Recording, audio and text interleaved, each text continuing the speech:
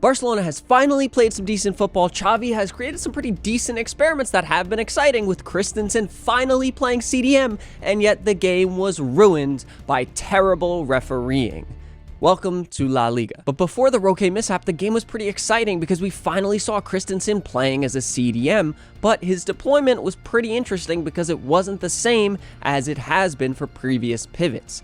Specifically, Busquets, obviously, and Roque. With Christensen playing there, they were very clearly not putting a lot of pressure on him to be creative, and Xavi put out a good system for him to do that with three other midfielders in Gundo, Pedri, and Frankie, three of the best players on the ball in the world, to help him and be creative in place of him, because we know that he probably isn't very good at that, and we don't want to put that responsibility on him there.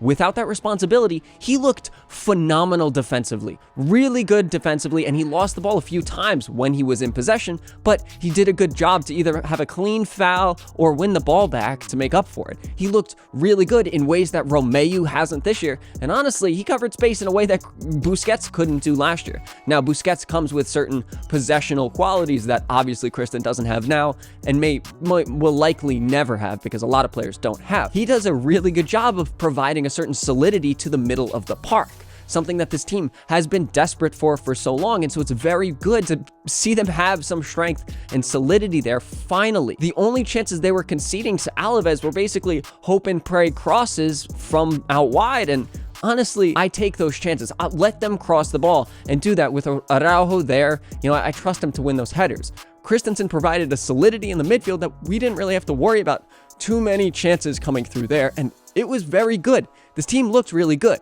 Now, look, this puts a lot of pressure on Frankie to kind of create and move the ball forward, because Pedri was clearly playing ahead of Christensen, and so was Gundo. He was playing all the way up the pitch with Lewa. Now, that puts a lot of responsibility on Frankie. However, Frankie had a fantastic game. He looked really good. He was very safe in possession. He covered pretty well defensively, especially now because he didn't have to take the brunt of that midfield defense. He wasn't responsible for that because he had Christensen covering for him there. So he could be a little bit more aggressive or just confident in his ball playing, because if he lost it, he had another midfielder right next to him to cover half the space on the pitch, instead of Frankie having to move the ball forward and cover all the space himself. So it looked pretty good. For most of the match, they looked very good. Yeah, we conceded a goal, right? But they looked pretty good. And then going forward, Lewa scored a really good goal. Did he get lucky on his first touch? Probably. It looked like it bounced off the defender a little bit,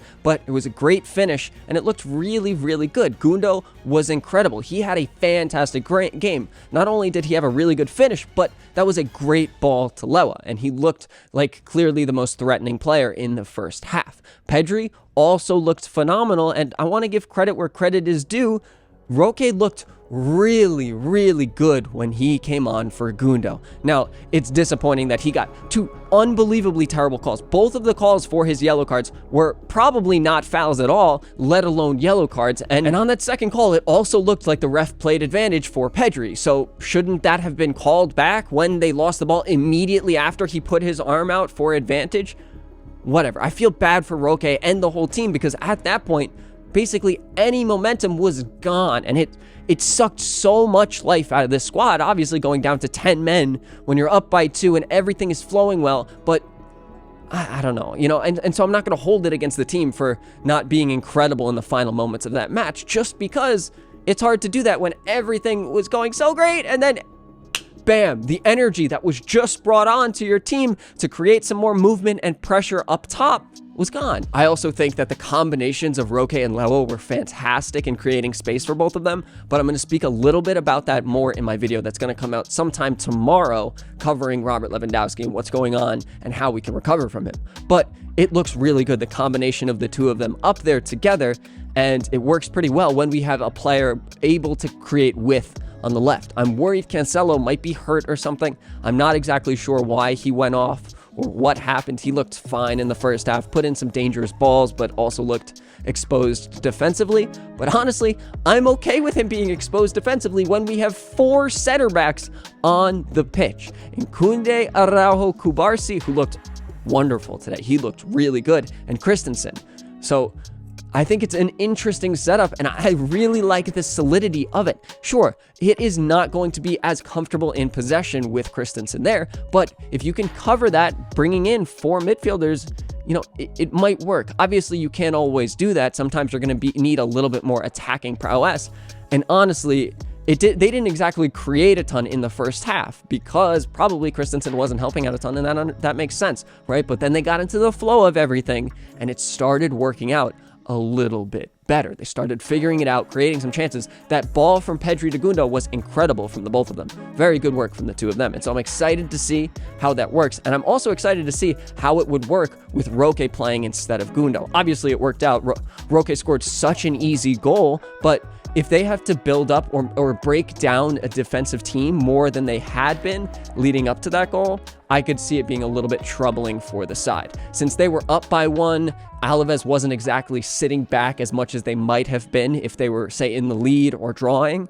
So it might be a little bit difficult for the team to create without Gundo there and with Christensen in the midfield, just because Christensen is not going to be as valuable to the team in possession as Gundo would be. But you know, that stands to be seen. I'm excited to see this more. Hopefully, Xavi executes it more, and hopefully, Xavi benches Lamine Yamal. The guy needs a rest. He was fantastic today. Very, very good. Looked incredible at the end of that game, man. To hold possession, draw fouls, and just move the ball up the pitch while taking some time for everybody to move out as well. Immaculate. That Maradona turn was fantastic. The kid is special, and he especially needs to rest. If Xavi doesn't rest him, like right now, like immediately after this video, go to sleep. Don't come to practice for the next 3 days. Take a breather, drink some water, watch some movies, and just breathe. Stop playing football. You're good enough.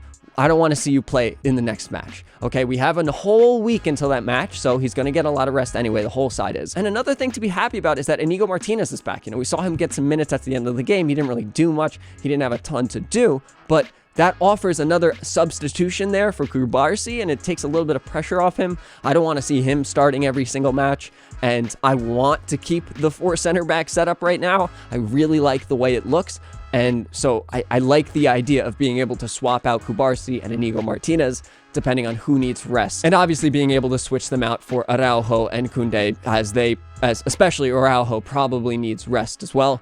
It looks good, but I think Araujo was very necessary in this match because there's no one with the physical ability to really keep up with Samu. We saw Koundé is just not good compared against him in the first match they played, so I'm happy Araujo played, but hopefully he gets a rest too.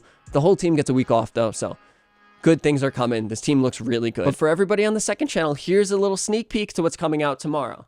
I'm dropping some posters, but you'll hear more about that in my video tomorrow. Thank you all for watching, and I'll see you in the next one. Visca Barça. Peace.